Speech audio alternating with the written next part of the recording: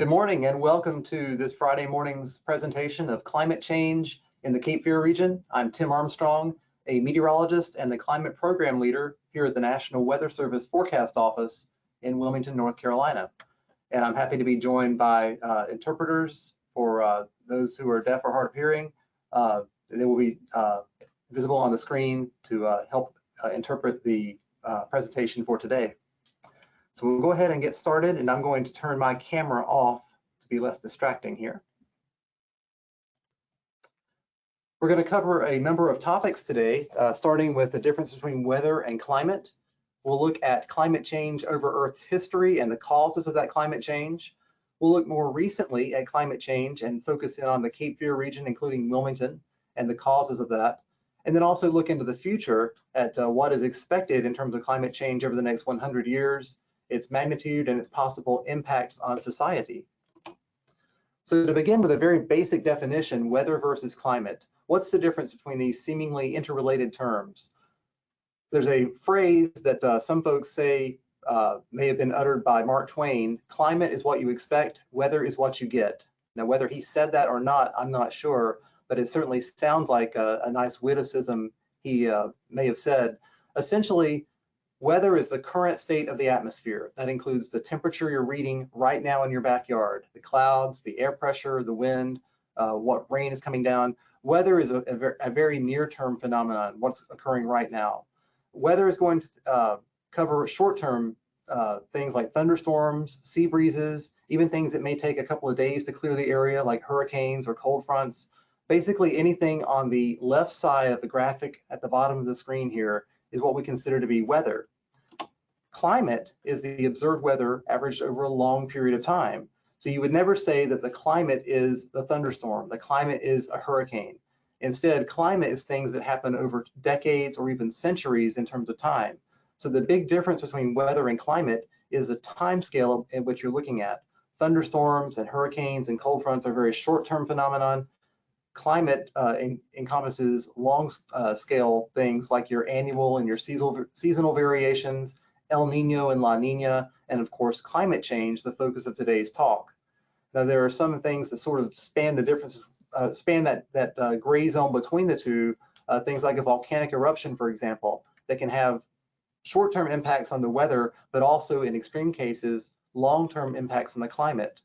And one example is in 1992, a volcano in the Philippines, Mount Pinatubo, exploded, not just affecting the weather in that near-term area there, but also the climate for the next 2 years around the Earth. So much dust was lofted into the stratosphere well above the ground, it actually reflected enough sunlight to cause a global cooling that lasted about 2 years. So you can have some things that span the continuum between weather and climate, but in general, this is a good example. Now, for the National Weather Service, we use a 30-year averaging period to compute our normals. We look back over the past 30 years of data. We're currently using the 1981 through 2020, rather 1991 through 2020 timeframe to compute our normals. And that's chosen for a couple of reasons. One is you want to have a short enough period to reflect any pertinent climate change that has occurred, but also a long enough period to smooth out any single large weather event that is not typical for that area.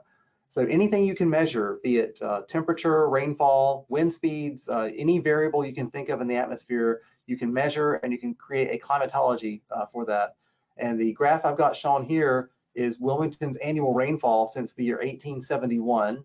And you can see there's been a general increase in rainfall, a lot of year-to-year variation, but the general trend has been upward over the past 140 years. This is one way we can use climate information to figure out what's normal for an area and is that normal changing with time, which we can see in this graph here. Now, Earth's climate history goes back well before humans were on the Earth. If you were to, let's say you wanted to go to Boston 21,000 years ago and see a Red Sox game, well, you better take a pickaxe and shovels with you because the modern day city of Boston was buried under 4,100 feet of ice. This was the height of the last ice age 21,000 years ago, where great ice sheets covered most of modern day Canada and the northern United States, in some cases under miles of ice. And this ice obviously is not with us today, so the climate on Earth has obviously changed significantly over the past 21,000 years. But I like this graphic from a webcomic XKCD that shows a lot of sciencey information in a very easy to digest form like this. At the height of that last ice age, temperatures around the entire planet were cooler than today, although maybe by not as much as you might expect. Averaged out across the entire planet, global temperatures were about 7 degrees below the current normals that we enjoy today. Here in the Carolinas, temperatures were about 12 degrees cooler than they are today. Over the ice sheets themselves, over Canada and the northern United States, the average temperatures were on the order of 36 degrees colder than they are today. So you can see, not just from the fact there was ice, but also averaged around the planet, temperatures were quite a bit colder than what we see today. If we look at it in terms of a graphic of 22,000 years ago to today, you can see the changes that have occurred in global temperature were rather rapid from the 10,000 years that the ice age ended, where temperatures warmed from basically the middle of the ice age, 4 degrees Celsius below our current normals, all the way up to essentially what we enjoy today. That was about 10,000 years ago when that change took place. Now, this entire change took place without humans having civilization, without fossil fuels being burned. It all happened on its own. And we're going to look at the reasons why this change happened. There are several changes that are totally natural in the Earth's orbit, cycles that repeat over and over again. There's this one I'm showing you here, the Malenkovic cycle, but there are others that are also important. But to keep this simple, I just want to talk about this one cycle here.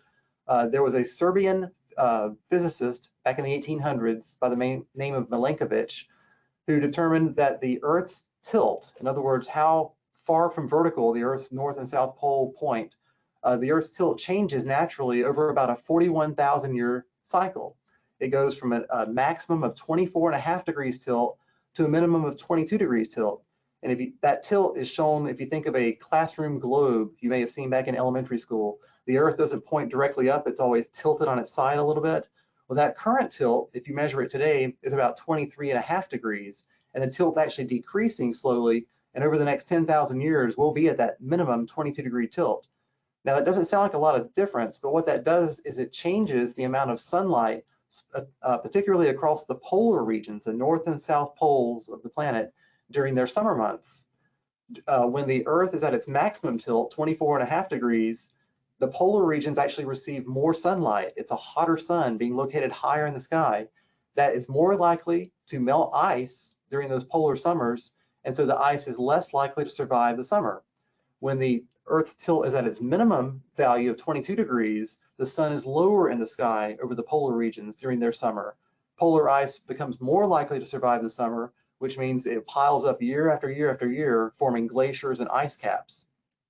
Now, Earth's ice ages do not occur on a 41,000 year cycle like you might think if the Malenkovic cycle was the only thing going on in the Earth's climate. There are other cycles that tend to create ice ages more in the 100,000 year range, but we could talk about those, for the next couple hours. But the Malenkovic cycle is the largest one that has the largest difference on the amount of sunlight reaching the polar regions, which determines how much ice is going to remain during the summer to the next winter to be covered by more and more ice. So this graphic, back to this again, shows all those changes that naturally occurred as the poles of the planet received more and more sunlight during the summer months, melting that ice away. It took about 10,000 years, and now we're in the modern era, the Holocene, which basically just means the modern climate we enjoy today. Now, if you notice at the very right edge of this graph, there's a vertical or almost vertical purple line there. That is the instrumented record where we actually have data from thermometers around planet Earth. Well, where did all this data come from before the instrumented record? There were no thermometers. As far as I know, the cavemen did not have a National Weather Service. They weren't recording climate data. So how did we get such a detailed record of temperatures going back over the last 22,000 years? The difference, the data actually came from those ice sheets themselves. We found out that well, ice is obviously made of water, and the chemical formula for water is H2O. That means 2 hydrogens and 1 oxygen atom. Oxygen is not all created the same, though. There are 2 types of oxygen. We call one O16, and there's a slightly heavier version called O18 that actually has 2 additional neutrons in that oxygen atom. Makes it a little bit heavier, but more importantly, it makes it a little bit less likely to evaporate. It literally takes more heat, a hotter climate, to get that heavier oxygen to evaporate when it's part of water. So when we go look in the ice caps, we drill deep holes through the ice sheets, the ice caps, and look at the bands of ice and snow from tens of thousands of years ago. You can measure the difference between how much oxygen 16 versus oxygen 18 is in the ice, and determine from that what the average temperature of the planet was at the time. More oxygen 18 means a warmer climate, less oxygen 18 means a colder climate. And that's where this data came from here. They've checked ice caps in Greenland, they've checked ice caps in the Antarctic, and the data agrees very closely from both locations. So this is actually, even though it seems amazing to get that sort of data going back tens of thousands of years in the past, the science actually is very sound there. But here more recently, in the past 140 years or so, we actually have had thermometers deployed all around planet Earth where we can measure the temperature at multiple locations directly and record that data. Here in Wilmington, we're lucky to have climate data that goes back to the year 1874 for temperatures. And in fact, in Wilmington, we have the longest continuous record of temperatures of any station in North Carolina. So something to be kind of proud of. When we look at Wilmington's data, in addition to data from other cities around the globe, we can look at how temperatures have changed across the planet over the last 140 years. And you can see the trend has been upward, especially here since 1980 or so, where global temperatures have warmed by almost an entire degree Celsius just in that time span. The year 2020 is tied with 2016 for the warmest global air temperature measured in modern times. And the last 7 years, basically everything since 2015, are the 7 warmest years measured. Now we can look at temperatures measured by thermometers. We can look at temperatures measured by weather satellites that are in space looking down at the Earth. We can even look at when plants wake up in the spring and when the first freezes happen in the fall that kill the plants, and we see the same thing over and over again, that the climate is warming, temperatures are rising, and that there are changes occurring on Earth because of this. The reason is the greenhouse effect. Now, the greenhouse effect we may think of immediately as, oh, this is a horrible thing that's destroying life. Not at all true. We should be very fortunately happy that there is a greenhouse effect on Earth. Otherwise, the Earth's global temperature would average around 0 degrees Fahrenheit, rather than the nice balmy 59 degrees Fahrenheit it actually averages today. The greenhouse effect essentially is this. Sunlight from the sun passes through the Earth's atmosphere and strikes the ground. It then heats the ground, which heats the air.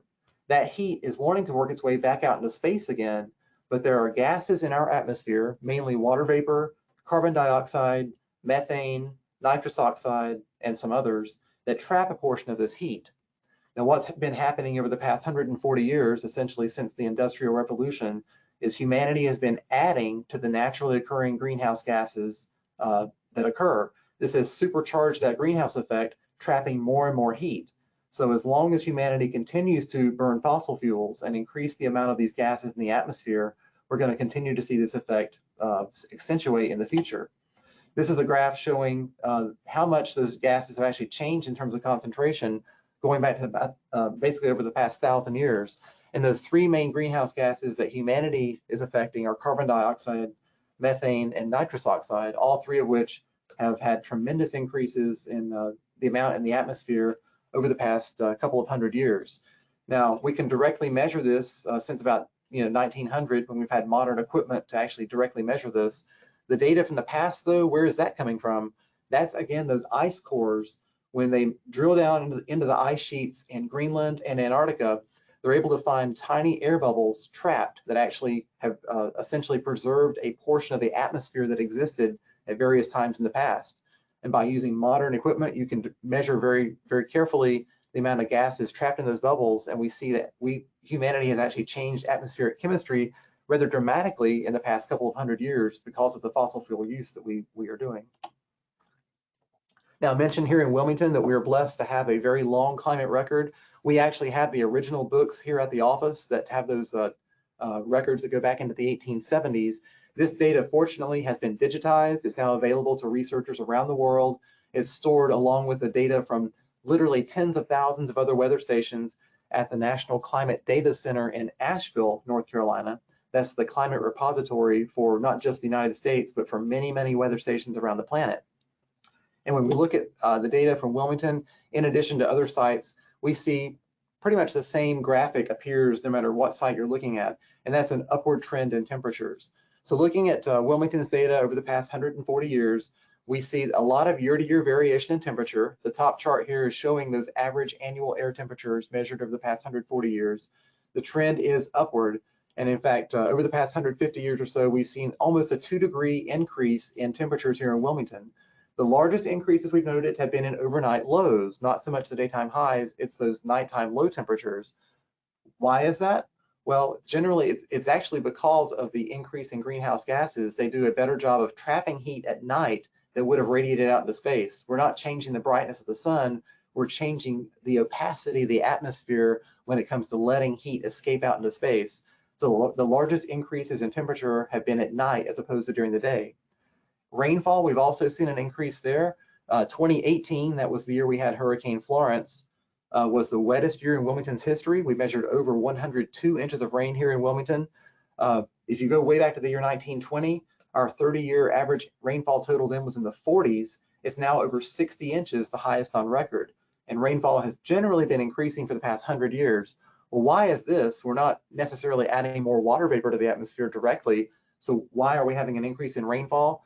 Essentially, as temperatures increase, the air can actually carry more water at higher temperatures. In other words, for every 1 degree Celsius increase in air temperature, the amount of water that air can carry increases by about 7%. And so as the Earth's climate has continued to warm, there is literally more water vapor floating around the atmosphere. So every time you have a hurricane or a thunderstorm or just a cold front that comes through with rain, the capability of heavier rainfall totals is increasing, and we expect that to continue into the future.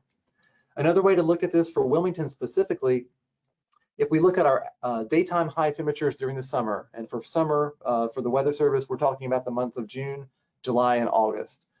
The blue graph here shows 100 years ago how those summer temperatures were distributed in Wilmington. The most common high temperature in the summer would have been 86 degrees. And you can see the graph slopes off in both directions because it's more likely you're going to be 86 than 96. It's more likely you're going to be 86 than 76 in the summer. So the blue curve is 100 years ago, what our average temperatures were like in Wilmington during the summer. The red curve is now looking at the most recent 10 years of data, and the curve is obviously shifted to the right somewhat. Now our average high temperature in the summer is 89 degrees. That's our average. And you can see how temperatures on the high end of the spectrum have become more common. Temperatures on the lower end of the spectrum have become less common. That's climate change being measured right here in Wilmington, where you're shifting all the probabilities for temperature toward the right, toward warmer and warmer readings as time goes on. Now, you may be thinking, well, that's great, 86 versus 89, that doesn't really sound like that big a deal. I'm not going to panic about that or even worry, because I really can't even tell that difference. And you're probably right, without a thermometer, 86 and 89 don't feel that different. But the problem with that is what happens with those extremes. 100 years ago, a high temperature of 95 degrees occurred on only about 1% of summer days in Wilmington.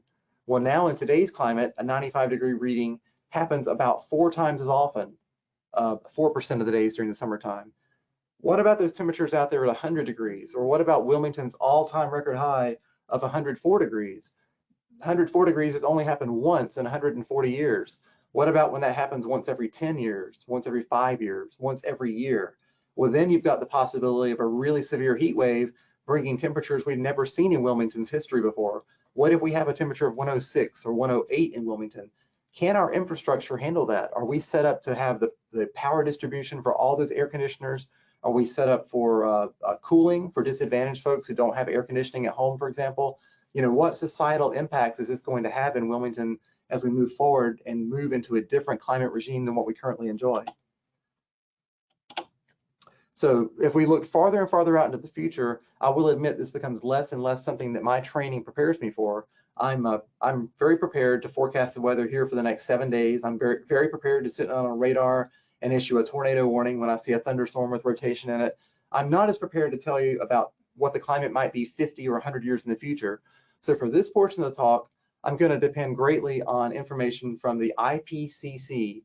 That's the Intergovernmental Panel on Climate Change, which is actually part of the United Nations, and they assess climate science, specifically climate change, looking forward over the next 50 to 100 years, helping governments and organizations around the world prepare for the reality of climate change that is coming. And some of their reports are specific on the Southeast, and I'm going to talk about what that shows for Wilmington specifically in the Cape Fear region. One of their reports shows that by the year 2070, in southeastern North Carolina, temperatures should be 3.5 to 4 degrees Fahrenheit higher than what we see today. Our average annual temperature in Wilmington right now is about 65 degrees. That's if you average all the highs and all the lows together across the entire year, you get 65. That's going to increase 3.5 to 4 degrees, puts us up near 69 degrees. And the largest increase, unfortunately, is going to occur during the summer months, where we expect temperatures to rise by about 4.5 degrees Fahrenheit above their current ranges. Now, in addition to just being, hot and uncomfortable, that has big implications for how much energy humanity uses as well. You know that if you paid power bills before, a very hot summer month has a higher power bill than a mild summer month. So we're expecting that energy use for air conditioning could increase by 30 to 40% across the Cape Fear area. And growing seasons could increase by 15 to 20 days. That's basically the number of days between your last spring freeze and your first fall freeze. So we have a longer growing season. May sound nice for the farmers. However, that also means an additional 15 to 20 days a year you're dealing with mosquitoes. So there are pluses and minuses to that, obviously.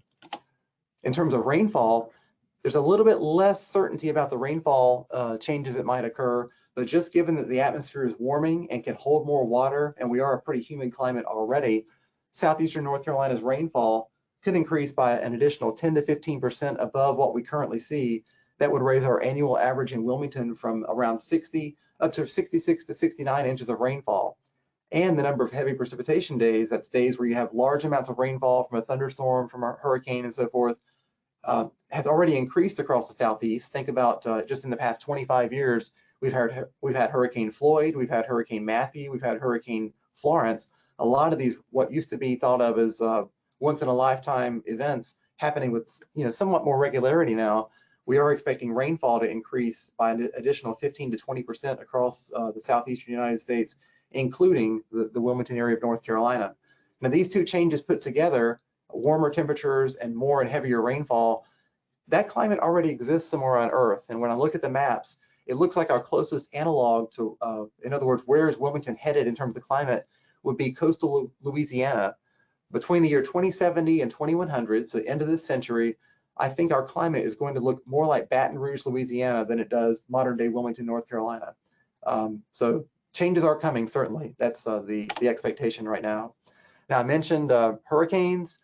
Obviously, we've seen a lot of heavy rainfall impacts from hurricanes over the past 20 years, starting with Hurricane Floyd back in 1999 and continuing up to Hurricane Florence back in 2018.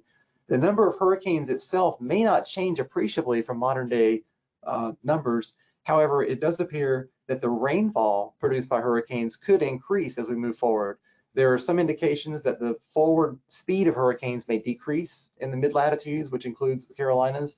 So Hurricane Florence, which of course crawled across the area very slowly, dropping heavy rain for several days, events like that may be more common than they were in the past. So you've got a hurricane in a warmer atmosphere producing more and heavier rainfall, also moving more slowly. So this could be a big threat going forward for not just Wilmington, but for a lot of the southeastern United States. One way that we can help monitor this, because the Weather Service has only certain sites around the area we measure rainfall at, you can actually contribute data from your backyard. There's a program called the COCO-ROS program, which stands for Community Collaborative Rain, Hail, and Snow Network. You place a rain gauge in your backyard, you read it every morning, report your information through a smartphone app or through a web page, and you are now adding to the climate record, you're adding to our understanding of how rainfall is changing across not just the southeastern United States, but around the entire country. This data actually is archived at that National Climatic Data Center in Asheville. So your data you collect through the free COCO-ROS program is added to that climate record and helps our understanding. And to show you how that helped us out so much with Hurricane Florence in 2018, many of our top rainfall reports skipped the airports where we measure at and was reported to us through the COCO-ROS network. That 35.93 inch rainfall total near Elizabethtown came to us from COCO-ROS. We would not have known about that if it wasn't for a program like this in existence. So I can't stress enough how important it is to get a lot of rainfall information reported in so we can understand weather events and also climate. One more factor, unfortunately, that climate change is helping to promote is higher sea levels. There's two things going on there. One is Warmer temperatures directly melt more ice and snow, which then runs down into the oceans, raising the ocean level. But also, as the oceans themselves soak up more heat from the atmosphere, water expands as it warms. And so you've got two factors going on, the melting ice plus just the thermal expansion of water, and that is causing sea levels to rise. The Cape Fear River in downtown Wilmington is tidal, means it's connected to the ocean. We have 2 high tides and 2 low tides a day, and we are seeing those tides becoming larger and larger as ocean levels rise for downtown Wilmington. Back in the year 2020, we've exceeded the flood stage downtown 107 times during high tides. Under most future sea level rise scenarios, flooding is expected to occur half the days of the year by the year 2050. That's not really extremely far out in the future. And then it'll be almost an everyday occurrence by the year 2100. Now, I know when we have family or friends visit from out of town, we love showing off the beaches. We love showing off downtown. We love showing off the battleship. But how many times have you been to the battleship and the parking lot has water standing in it from the Cape Fear River? That's that coastal flooding, which occurs at high tides and is becoming worse and worse as time goes on. So one more factor, unfortunately, from climate change. So to summarize for the Cape Fear area here, warmer temperatures, we have a very high confidence this will occur as time goes on. That will increase the number of hot days. We'll have an increase in the stress placed upon humans, animals, and plants from those hot temperatures. We'll see an increase in energy usage for air conditioning. We'll have an increased drought potential because as temperatures warm, you evaporate water faster. But on the flip side, we'll have a decrease in the energy used for wintertime heating. So I guess that's one positive in the middle of all these perhaps negative changes. Larger rainfall totals, a little less certainty about that, but that does appear to be the direction we're headed, and an increase in flooding severity. I mentioned sea level rise along the Cape Fear River, but also at the beaches of southeastern North Carolina as well. And also one factor I didn't mention before, ocean acidification. Carbon dioxide in the atmosphere, you don't really think of it as being an acid or a base, it's just a gas in the air. But when carbon dioxide soaks into seawater, which the oceans are absorbing carbon dioxide out of the atmosphere, it forms carbonic acid. Not a particularly strong acid, but it is an acid. And so all the little creatures from microscopic to big seashells that fill your hand, their shells are now going to be living in an ocean that's less alkaline and more acidic. That acidic ocean water makes it harder for them to maintain that shell, and they have to expend more and more energy maintaining their shells from dissolving in acidic ocean water. This is something that probably will not be a problem anytime soon, but in the centuries ahead, as the ocean becomes more acidic, this could be a real problem for the oysters, for the seashells, for even the little microscopic shelled organisms that grow in the oceans as carbon dioxide levels continue to increase in the atmosphere and in the ocean. And that is my presentation for the day. I'll be very happy to answer any questions that you may put in the chat, and I'll be monitoring that. So ask away. Tim, this is Steve. Thanks for that presentation. And while people may be entering in their questions into the chat, how would you advise people when the discussion comes to, well, it's been Arctic cold for a week, so global climate change isn't an issue, or if it's hot for a week where people say the opposite. How do you put that in perspective when we talk about climate? That's a very good question there. As we started off the presentation with the difference between weather and climate, weather is short-term things that happen in the span of hours or days. So a heat wave or a cold outbreak that lasts just a couple of days is not a climate event necessarily. In fact, I would steer people away from ever saying that a certain storm, a certain hurricane, a certain snowstorm, a certain cold wave or heat wave, don't ever say that was because of climate. It wouldn't have been there without climate change, for example. Now, what does happen is, as we look over decades into centuries, the possibility of having an excessive heat wave or a hurricane with 30 inches of rain may change over time, but you can never pin climate change for saying that was the reason we had a certain storm. For example, Hurricane Florence, 30 inches of rain in parts of the Cape Fear region. Hurricane Florence would have probably still happened even without climate change at all. Would it have dropped 30 inches? Well, maybe not. Hard to say, but maybe not. But certainly as climate change proceeds into the future, the odds of having a Hurricane Florence-like event may be increasing. The big northwestern heat wave they had in Oregon and Washington State this summer. Would there have been a heat wave there without climate change? Absolutely. There are still heat waves that occur. Would it have been as bad as it is? Well, that's very difficult to say, but the odds of having a heat wave like that certainly are expected to increase in the years ahead due to climate change. So there is some, it's a tenuous link there to say that any weather event, a short-term weather event, had a climate link, but the odds do certainly seem to be changing as time goes on.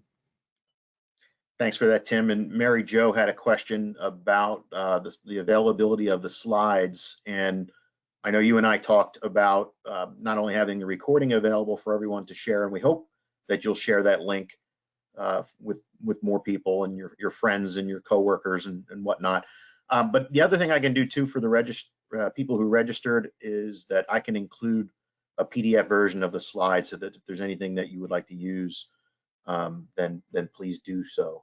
There is a question from Scott. Tim, his question is, what types of actions can individuals do to lessen climate impacts versus macro government controls? Right. Yeah, I can't put on an activist hat and talk about individual ways that we can avert climate change ourselves. But what I can talk about is building resilience within your community or within your family yourself.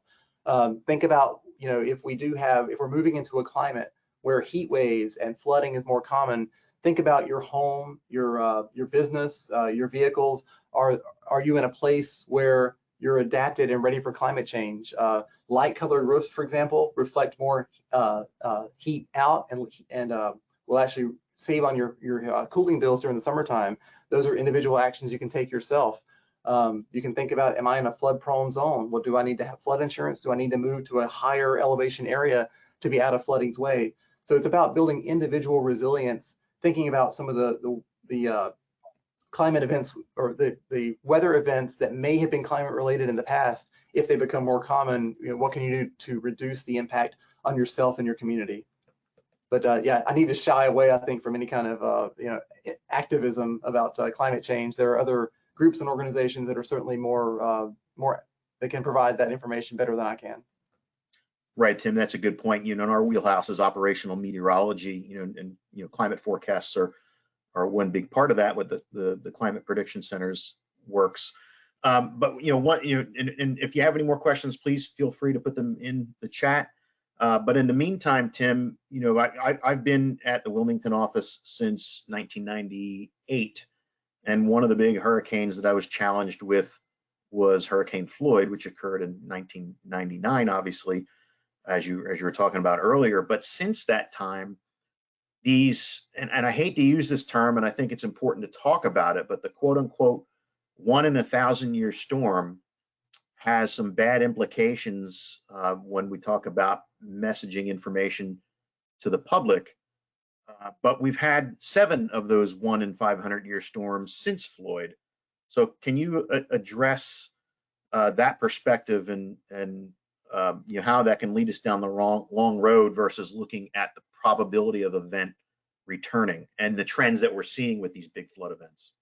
That's right. We hear the terms, once in a 100-year storm, once in 500-year storm thrown around sometimes.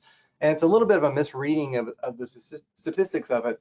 Essentially, if we say a storm has a 1 in 100-year recurrence interval, that means on average, over a long period of time, that a storm like that would occur about once every 100 years. So it has a 1% annual chance of occurring. Now, 1% annual chance, it could occur 3 consecutive years in a row. So it's just like you're flipping a dice. What happened the last, or flipping a die, what happened the last flip doesn't determine what's happening on this flip or the next one. So it's the same thing with climate. So yeah, those terminology sometimes are taken a little bit out of their original meaning, I think sometimes. But we have noticed, and like Steve said there, just in the past 25 years, a lot of these events occurring with some regularity across southeastern North Carolina. These original statistics for rainfall recurrence, creating what's a 1 in a 100-year, 1 in a 500-year storm, a lot of these were created based on statistics from before Hurricane Floyd. If you think about Wilmington's climate history back into the 1800s, we had hurricanes. We had, in fact, in the late 1800s, there were a lot of hurricanes that struck Wilmington, but none of them produced excessive rainfall totals. And in fact, looking back through the history I can find, it wasn't until Hurricane Diana in 1984 that a hurricane produced significant flooding across southeastern North Carolina. There was 14 inches of rain near Southport and some fairly significant flooding there with Hurricane Diana. But all the hurricanes, including Hazel, Hazel's a name that lives in infamy. Hazel did not produce any significant flooding because it moves so quickly through the area. So are we seeing climate change perhaps, increase the number of heavy rain events during hurricanes, slower movement, more water in the air because it's a warmer atmosphere? That's possible. And that's what I plan for, or that's what the projections are showing. And that's what I would plan for in the future, thinking about building individual resilience toward climate change. Yeah, and we see the local impacts here, and of course these big catastrophic flood events are happening in many parts around the country and around the world. Look at communities that are local to our area of responsibility. Fair Bluff, 2 catastrophic floods within a couple of years. Conway, South Carolina, 3 catastrophic river flood events within 4 years. And the population can only take so much, and ultimately you see how weather shapes how things evolve within our communities, and building that resiliency. You touched on resiliency before and adaptation. We've got to think real hard about things that we can do to build that resiliency within our communities, and that starts with education, awareness, participating in tornado drills, being ready for hurricane season, understanding risk, vulnerability, and exposure, because there's no one silver bullet for everybody. Just even when it comes to tornado safety, it varies for everybody depending on where we live and the exposures that we have. So that's a big challenge for us, just in the day-to-day weather side of it, let alone plan for something that could occur in the next few decades. There are a couple more questions, Tim. Eric had a question about the Atlantic multi-decadal oscillation, and specifically how we may be entering a cooler period as far as hurricane activity. How do you think the AMO is going to get involved with the discussion that you've talked about today? That's a very good question. Very interesting that he brings up the AMO, the Atlantic Multi-Decadal Oscillation. Over most of the 20th century, there was an apparent rise and fall in Atlantic Ocean water temperatures that was on about a 60-year cycle. So you had 30 years of warm water followed by 30 years of cool water, and the cycle would repeat over and over again. And that seemed to explain not just water temperatures, but also a lot of the hurricane activity that we saw here along the southeast coast, including Wilmington. For example, after Hurricane Connie, I believe it was in the early 1960s, Wilmington went basically 2 decades without a significant hurricane impact at all. You could live in Wilmington for 20 years and not even know what a hurricane was. Of course, we can't live 2 years now without a significant hurricane, it seems like, striking the area. So we're obviously in a much more active cycle of some kind than we were in the past. That research defining the Atlantic multi-decadal oscillation was done in the 1990s, and a lot of operational meteorologists and climatologists used that to explain what we were seeing. But since then, the original researcher has recanted his findings on that, saying that what he was actually seeing was a natural variation and also influences from volcanic eruptions, which caused climate cooling and periods of less hurricane activity. Now, there are other researchers looking at this still. It may take years to sort this out and find out what is actually true and what is not. But the latest idea, at least from the originator of the Atlantic multi-decadal oscillation, is that it actually does not exist, and that we are just in a continuous uptick now in Atlantic ocean temperatures and perhaps Atlantic hurricane activity. But only time will tell with that. It is an interesting time to watch the science evolve to see how this actually works out.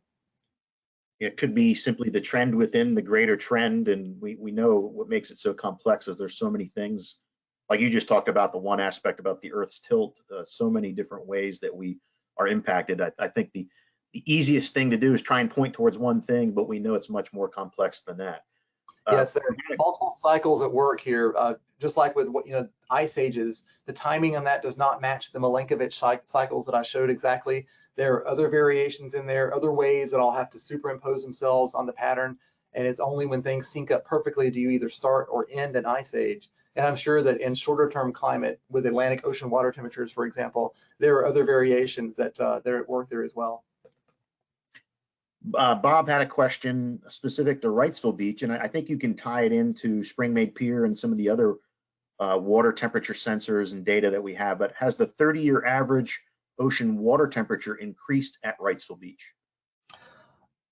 Unfortunately, I do not have data that goes back far enough from Wrightsville Beach to show that.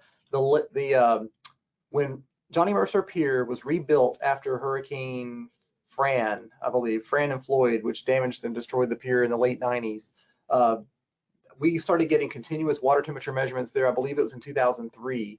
So we really only have not even quite a 20-year record of water temperatures there at Wrightsville Beach. So it's too short a time to really tell how much that's changing. Generally, water temperatures are a reflection of the average air temperature for an area, plus, for us anyway, some contributions of heat from the Gulf Stream, particularly during the wintertime months. So if I had to guess, I would say that water temperatures have increased by a couple of degrees on average, but I don't have data actually to support that. I can't point to a chart that's been collected over the years. Which is why it's so important that we invest in observational networks. You can have the best weather model in the world. You can have the best science to an application to operations, but if we can't observe it, it's hard to tell where we're headed. So I mean, we see that with hurricanes and the importance of observations with diagnosing what's going on in a hurricane's environment.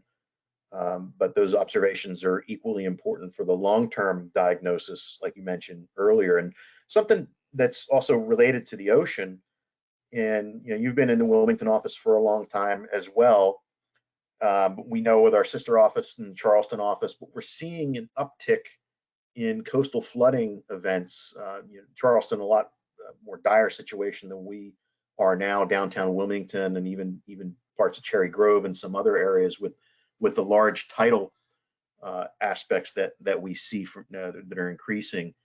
There were 3 general projections as we look forward to a possible scenario on the lower end of sea level rise, one in the middle, and then an extreme aspect of sea level rise in trend. What road are we on right now based on what you have seen? The lower end aspects, middle of the road, or upper? Right, this a good observation there, Steve. We have continuous tide gauge measurements from Myrtle Beach that date back to the 1950s, and from the 1950s to today, we've seen about an 8-inch increase in average sea level over that would be the past 70 years or so.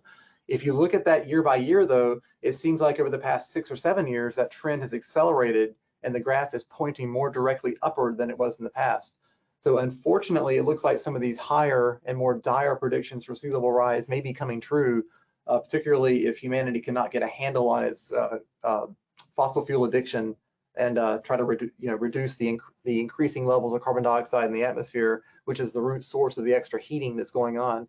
You mentioned Charleston and the dire situation there. Downtown Charleston, that beautiful historic city, sitting just inches above sea level, and they experience significant and very severe coastal flooding on a fairly regular basis now.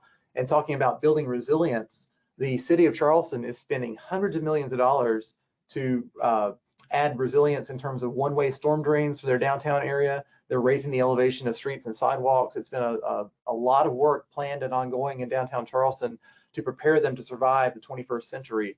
Otherwise, I'm afraid downtown Charleston would be one of the casualties that would succumb to high sea levels fairly quickly.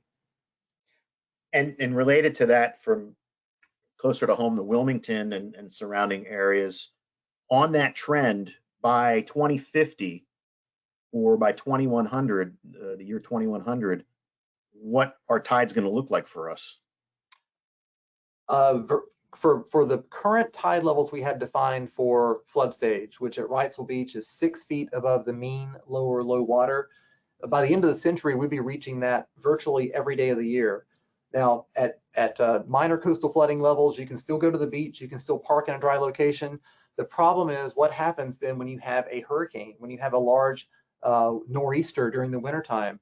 Tide levels that now just barely get into minor coastal flooding are going to be moderate to major coastal flooding. Events that might, again, be only once in a lifetime, occurring once every few years with these major storms. That's the trouble with climate change, is what we currently think of as an extreme becomes much more common. And then what we currently think of as it can't happen becomes the extreme. And so that's where you have a lot of infrastructure and property issues pop up. I'm afraid that's the direction that we are heading over the next 100 years. Mary Jo had a question, regarding the frequency of coastal flooding, and there was some information that was given to her that it might be we're seeing a function of more coastal flooding in our area because the formulas have changed for determining that. Can you explain how that impacts the reported frequency? And I don't know if that's maybe related to datum changing or dredging or other things. In some areas, the coastal flooding is a result of subsidence, where areas are actually decreasing in elevation. Other areas, it might be more hydrologic related. Any insight to that, Tim? Not specific to our area. I do know that I've read from a geological standpoint that in the Charleston and Savannah areas, they actually have land subsidence going on, where even if the sea level was totally static, didn't change at all, their land is actually decreasing in elevation. So the ocean is moving farther inland just due to the land moving down. We don't see that effect here in the Cape Fear area. In fact, we are on an interesting little geological feature called the Cape Fear Arch, where if anything, we're actually slowly rising. It's at a much slower rate than sea level is rising. So we still see the ocean creeping up higher on the beach every year.